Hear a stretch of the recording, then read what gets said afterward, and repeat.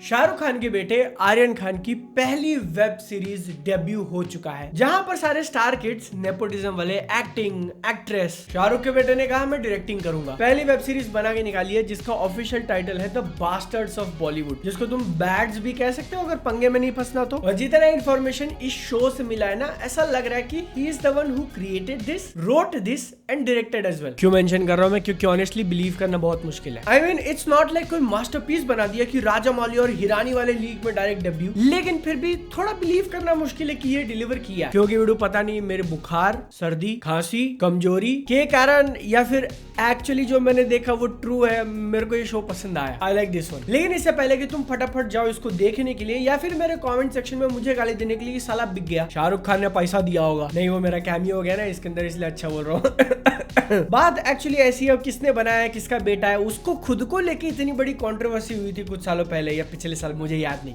मैंने बहुत ज्यादा फॉलो नहीं किया। और जब ऐसा इंसान पहली बार फिल्म इंडस्ट्री के अंदर डेब्यू कर रहा है, डेब्यू वाला प्रोडक्ट देख के लग रहा है कि ये पॉसिबल नहीं होता अगर वो शाहरुख खान का बेटा नहीं होता तो। नेपोटिज्म का क्लियर एडवांटेज। तो इसलिए पहला इंस्टिंक्ट इस चीज को हेट करने वाला काफी सारे लोग फील करेंगे, जो कि अंडरस्टैंडेबल भी है क्योंकि अमीर लोग किसी को नहीं पसंद। दृश्यम को ही देख लो, पहले पार्ट में पूरा गांव वाला उसके साथ था, फिर जैसे अमीर हो गया सब लोग गाली देने लगे कि इतना पैसा कैसे कमा रहा है। मैं मोहनलाल वाले दृश्यम की बात कर रहा हूँ। लेकिन ये नेटफ्लिक्स के ऊपर रिलीज हुई वेब सीरीज के बारे में एक चीज जो तुमको सबसे पहले जान लेनी है और जो डिसाइड करेगा कि तुमको ये पसंद आ रहा है या फिर नहीं आ रहा है। क्योंकि ट्रस्ट मी, शो इतना पोलराइजिंग होगा कि बीच में एक लाइन खींचेगी यस नो, बीच का कोई ओपिनियन नहीं। क्योंकि जितना मैंने देखा और जितना मैंने समझा, ये शो ब्रेन रॉट वाले फॉर्मेट पे चलता है, जहां पर चीजों को एकदम एग्जैजरेट करके over the top, out of the line, मतलब कुछ भी ऐसा सर खुजा लो इस तरीके से प्रेजेंट करते हैं, वो भी जानबूझकर। सॉरी मैंने गलत बोला, जानबूझकर। ब्रेन रॉट कैटेगरी वही है जहां पर मेकर्स को पता है कि ये गंदा है लेकिन हम लोग बना रहे क्योंकि मजे लेने। सटायर के साथ ये चीज थोड़ी ओवरलैप जरूर हो जाती है, इसलिए लोग मिस्टेक भी कर सकते हैं कि शायद बास्टर्ड्स ऑफ बॉलीवुड सटायर है, लेकिन नहीं। जहां पर सटायर के अंदर एक थोड़ा बहुत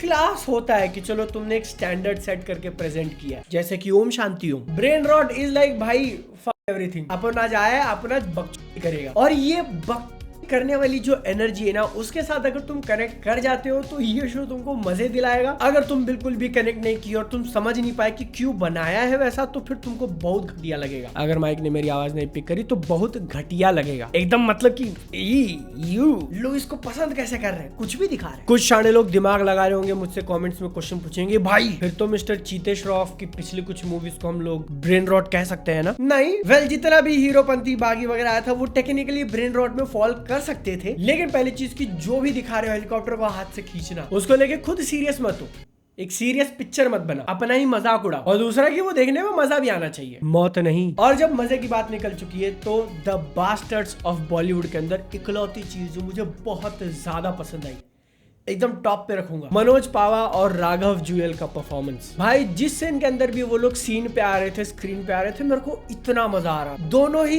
इतने ज्यादा नेचुरल फील हुए ना। इसके अंदर की स्क्रिप्ट पकड़ाई ही नहीं, उनको बस कह दिया था कि अच्छा इस जगह इतना टाइम पे आ जाना, कैमरा चालू है, जो करना है करो। वेब सीरीज बनाई किसने है, उसका मेन एक्टर कोई और है, स्टोरी लाइन कुछ और चल रही है, पूरा बॉलीवुड भर दिया है भाई कैमियो से। लेकिन शो स्टीलर, जिसके आगे बाकी सब चाय कम पानी, मनोज पावा द मैन। छोटी से छोटी सीन भाई, छोटे से छोटे डायलॉग बोल देना, हॉस्पिटल के अंदर नर्स को धुतकारना, बादशाह के साथ पूरा घंटे का बादशाह, इट वाज सो फनी। इन दोनों के साथ अगर कोई कॉमेडी मूवी बन जाए तो मैं 10 क्या 20 टिकट लेने को रेडी हूँ। राघव मेन हीरो के दोस्त का रोल प्ले करता है, जो कि यूजुअली साइड कैरेक्टर बन के रह जाता है। काफी बार बड़ी बड़ी पिक्चरों के अंदर इंटरनेट पर्सनालिटीज को लिया जाता है ऐसे गैग रखने के लिए कि हाँ चलो तुम कॉमेडी क्रिएट कर लो, बट यहाँ पर राघव के कैरेक्टर को एक प्रॉपर कैरेक्टर दिया था, उसकी थोड़ी बहुत स्टोरी दी थी। दोस्ती यारी में तो एकदम छपरा फाड़ दिया उन्होंने, बहुत ज्यादा गाली गलौच है भाई इसके अंदर, मतलब बहुत ज्यादा। लेकिन इन दोनों को देख के लगता है कि नहीं, तुम्हारी दी हुई गाली जस्टिफाइड है। मनोज पावा के मुंह से मादर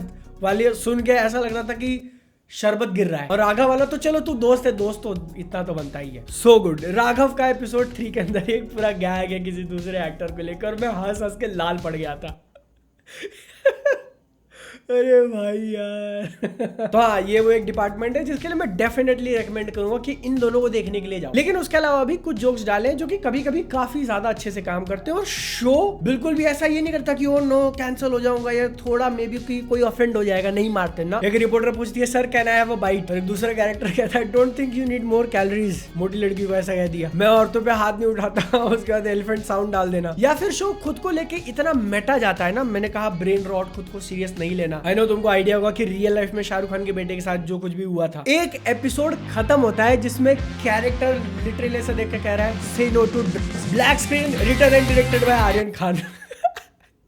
भाई यार खुद को ही पंच लाइन बना लेना, गट्स लगते हैं उसके लिए। पूरा म्यूजिक वगैरह बिल्ड किया और उस टाइम पे बीट ड्रॉप दिया है। दूसरी चीज जो बहुत ज्यादा पॉपुलर हो रही थी शो को लेके, कैमियोज, और इतने सारे हैं। टीजर ट्रेलर में सारे नहीं दिखाए, और भाई एक्चुअली इतने कैमियोज मारे, खिचड़ी बना के रख दी, रोज का दाल चावल हो गया। ऐसे ही रास्ते पे चलते चलते राजा मौली और आमिर खान बात करते हुए दिख गए, जिनका कोई सेंस नहीं है स्टोरी के अंदर, इस शो के अंदर प्लेसमेंट ना 0.1% भी जस्टिफाइड नहीं, बट वो है एक जोक डालने के लिए है, लेकिन है। कुछ कैमियोज बहुत अच्छा पे ऑफ देते हैं, बहुत अच्छी तरीके से थॉट आउट है। राघव वाला जो एपिसोड 3 में मैंने बताया, और एक तो ऐसा लगता है कि एपिसोड नंबर 1 के अंदर बस गैग के लिए डाल दिया, बट वो आगे चल के पूरा कैरेक्टर बन जाता है भाई। उसकी एक स्टोरी लाइन चल रही है जिसको कोई पहचान ही नहीं पा रहा है। तुम भी अगर नहीं पहचान पाओ तो यही हिंट देता हूँ कि अगर जादू ने धूप नहीं खाई होती तो बंदा कोई प्रिटी कैरेक्टर खा रहा होता। मेरे दोस्तों, अगर तुम सोच रहे हो कि बादल इतनी तारीफ सच में कर रहा है, तो नहीं, प्रॉब्लम्स पे आ जाते हैं। जैसा मैंने कहा कि शो मास्टरपीस नहीं है, इसके अंदर डेफिनेटली कमियां हैं जो मैं हर बार पॉइंट आउट करता हूँ और इस बार भी करूंगा। लेकिन क्या उसको एक्चुअली कमी मान सकते हैं? क्योंकि देखो, एक बहुत बड़ा इशू आजकल की बिग बजट हिंदी मूवीज के साथ फील होता है ना, कि वो जिस एनवायरमेंट में है रियल नहीं लगता। गलती से किसी गरीब या मिडिल क्लास को दिखाना, वो लगता ही नहीं कि भाई वो उसका घर हो सकता है, सेट पे शूट कर रहे हैं। और वही सेम चीज यहाँ पर भी है। मेन कैरेक्टर अभी पहला हिट दिया है, पहली पिक्चर से थोड़ी नाम बनी है उसकी, लेकिन दिखाते हैं कि वो एकदम टूटे फूटे घर में, जिसका पेंट मान लो 10-15 साल से नहीं हुआ, पपड़ियां निकली हुई है, आधा पेंट छूट चुका है, जंग लगा हुआ है, ऐसे घर में रह रहा है, वो भी मुंबई में, साथ में 2 लोगों के साथ जो कि बिल्कुल भी काम नहीं करते। लेकिन मुंबई के ही उस गरीब से दिखने वाले घर के अंदर 5 लोग आराम से घूम रहे हैं। मैंने कम से कम 3 कमरे स्पॉट किए थे मुंबई के अंदर। इतना भाई कौन से गरीब हो तुम? देश का हायर मिडिल क्लास इंसान भी जाके मुंबई में 2 BHK से बड़ा घर नहीं ले सकता। यहाँ एक ही कमरे में 5-5 लोग घूम रहे हैं, पूरे खुलेआम स्पेस की तरह। और उसके दीवारों का कलर का डिटेल मैंने तुमको बताया, लेकिन लाइटिंग ऐसी रखी ना, एकदम कोठे वाली फीलिंग। तो ये डेफिनेटली एक बहुत बड़ा ड्रॉबैक है। लेकिन इस पूरे शो का प्रीमाइस ही ऐसा है कि वो बॉलीवुड के कॉन्सेप्ट को ही पोक मारे जा रहा है। इसकी कहानी में बाहर से आया हुआ दिल्ली का एक लड़का बड़ा सुपरस्टार बनना चाहता है, और वो किस तरीके से इंडस्ट्री को नेविगेट कर रहा है, लोग किस तरीके से पॉलिटिक्स खेल रहे हैं, शोबाजी के लिए क्या क्या कर देते हैं, शोबाजी के पीछे जो पापराजी होते हैं उनकी हरकतें भाई पीछे पड़ जाओ तो एकदम कॉकरोच की तरह, विच इज सो रियल। मैंने 1-2 बार ही इंटरेक्ट किया और भाई उनसे जो बातें सुनने मिलती है। तो यहाँ पर मेन घर वाला सेट फेक दिखना, वो तुम पॉजिटिव में मानोगे या नेगेटिव में मानोगे? क्योंकि वो है तो एक्चुअली नेगेटिव, लेकिन बॉलीवुड की मूवीज के अंदर ये नेगेटिव होता है। तो क्या वो लोग पोक कर रहे थे? क्या उन्होंने जानबूझ के किया है? क्या मैं यहाँ पर ज्यादा दिमाग लगा रहा हूँ? क्या तुम लोगों ने वीडियो को लाइक किया कि नहीं? ये इकलौते रीजन के कारण शो के काफी सारे एस्पेक्ट्स है ना पास हो जाते हैं, क्योंकि इट हैपेंस इन बॉलीवुड। और तुम भी वही दिखा रहे हो, तुम्हें भी तुम बकवास कर रहे हो। जैसे कि VFX वाली बात ले लो, वी ऑल नो कि कितनी अच्छी क्वालिटी होती है, और पिक्चर के शुरू में ही एक बहुत ही ऐसा ग्रैंड वाला VFX शॉट दिखाते हैं, मारामारी दिखाते हैं। लेकिन एपिसोड नंबर आई थिंक 5 था या 6 था, उसके अंदर एक बहुत लार्ज चंक आया जो कि नॉट एक्सेप्टेबल। बेटर VFX होना चाहिए था, क्योंकि उस पॉइंट पे तुम्हारी स्टोरी भी सीरियस चल रही है। इसीलिए मैं इस VFX वाले पॉइंट को नेगेटिव साइड रखूंगा, क्योंकि एक्चुअली तुम सीरियस कुछ दिखा रहे थे, ब्रेन रॉट वाला सेक्शन नहीं चल रहा था। लेकिन बहुत सारे लोग होंगे जो उसको ब्रेन रॉट में क्लासिफाई कर देंगे। ओवर द टॉप एक्शन दिखा रहे भाई कि वो रिवॉल्वर ऐसा पकड़ के पीछे से ठाए ठाए गोली मार रहा है, बहुत ज्यादा अंटी शंट। लेकिन अगेन अपने आप का ही मजाक उड़ाना। गाली की मैंने बात करी और उन्होंने सच में इतनी गालियां दी है इसके अंदर, मुझे नहीं लगता कि तुम अपनी फैमिली के साथ ये देख सकते हो, अनलेस वो एकदम ही चिल है, फर्क ही नहीं पड़ता। करण जौहर भाई कैमियो वामियो नहीं है, ऑलमोस्ट हर दूसरे तीसरे एपिसोड में दिख जाएंगे वो। और जितना अपीयरेंस है, अगर उसको तुम डिवाइड करो, जितनी गालियां करण जौहर ने अपने मुंह से दी हैं, तो एटलीस्ट 1 पर सीन वाला रेशियो तो निकल जाएगा। नेगेटिव पॉइंट में एक और चीज ऐड करना चाहूंगा जो कि बिल्कुल भी एक्सेप्टेबल नहीं है, कि तुम्हारा ADR डायलॉग का डबिंग करना एक ही सेंटेंस में 2-2 बार अलग अलग फील हो रहा है, कैरेक्टर्स के लिप्स मैच नहीं कर रहे। That should have been done better. और अब तक मैंने शो के बारे में जो भी बात बोली है, उससे भी ज्यादा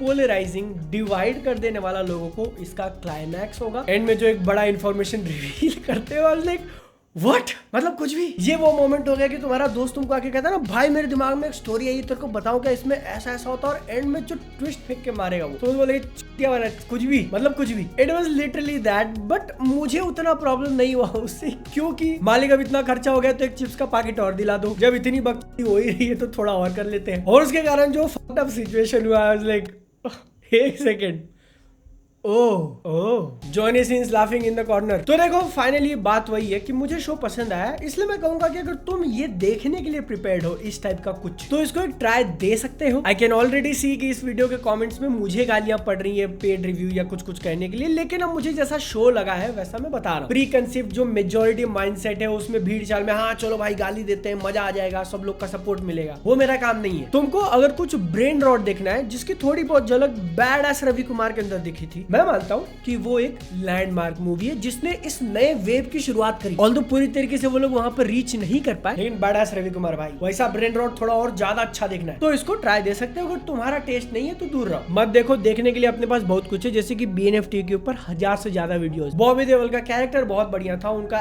एक्शन भी काफी थॉटफुल तरीके से किया, सेटअप पे ऑफ कॉल बैक्स वगैरह सही थे। शो के अंदर वाली लव स्टोरी को लेकर जब ये थोड़ी सीरियस होती है तो उतना मजा नहीं आता है, थोड़ा बहुत क्लीशे वाला वाइब आ रहा था। और एपिसोड नंबर 5-6 में तुम रुक के सोचोगे तो बोलोगे यार ये कहानी कहाँ चल रही है, चालू कहाँ से हुए थे, कहाँ पे गए, खत्म कहाँ हो रहा है, not in a good way. लेकिन at the end of the day इस शो के अंदर इंटरेस्टेड क्यों थे सारे के सारे लोग, क्योंकि बनाई एक नेपोटिज्म वाले ने है जिसके अंदर पूरी की पूरी इंडस्ट्री भर दी है because of power of nepotism. तो वही नेपोटिज्म वाले स्टैंडर्ड्स पे अगर इसको तोले, अच्छा या बुरा, एटलीस्ट इसने इमोशंस फील तो करवाए। इसको देखते हुए मुझे अपने लाइफ के चॉइसेस रिग्रेट नहीं हो रहे थे कि भाई ये क्यों कर रहा हूं मैं, जो कि बाकी काफी सारी मूवीज के अंदर होता है। इसीलिए मॉकटेल के ऊपर एक अच्छा गो फॉर इट। तुमने अगर देख लिए तो अपना ओपिनियन डेफिनेटली शेयर करना। मेरा वीडियो पसंद आया तो एक लाइक और अपने दोस्तों के साथ शेयर। सेहत का ध्यान रखो, मिलते हैं अगली बार, टाटा बाय बाय।